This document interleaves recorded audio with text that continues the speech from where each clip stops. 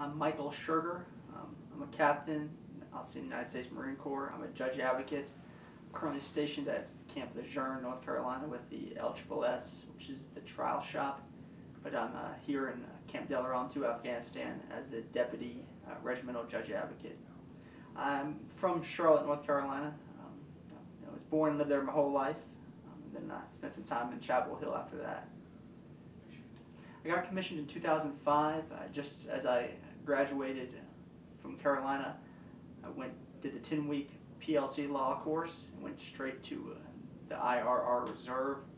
While I went to law school for 3 years at Carolina also, and then in 2008, in August, or actually October 21st, 2008, I went to TBS and started my active duty career in the Marine Corps. So when I say Carolina, it's not South Carolina. It's the University of North Carolina at Chapel Hill. You might have heard of them, a good basketball school. I didn't play there though. Well, I definitely remember it, like everyone says they remember when Kennedy got shot. I think for my generation, this is kind of one of those events. I was going, or rather coming, from my 8 a.m. English class. I was a freshman at Chapel Hill. I had to pick up a prescription at Sutton's drugstore. It's a real famous lunch diner and drugstore on Franklin Street. So I walked across the street. It's probably about a little after 9 after I finished my class. Walked in and there were a crowd of people looking up the television. And I walked by, I'm not sure what was going on. I went back to the back of the store and picked up my prescription, came back up, and I stopped and lingered a little bit to see what all the commotion was. My roommate up and told him, hey, something's going on here. A building just fell in New York. And then that was pretty much when the experience I remember that day, and I still remember pretty vividly.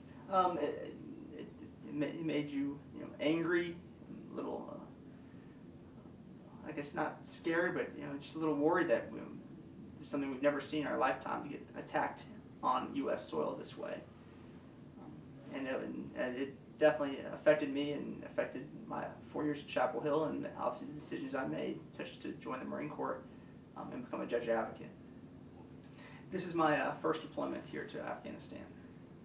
Platoon mates from OCS and TBS that have lost brothers and their fellow brothers in arms in Afghanistan and Iraq. It's easy for us to forget what we're doing over here. Here we are, 9 years going on, almost 10 years later, of what happened on 9/11.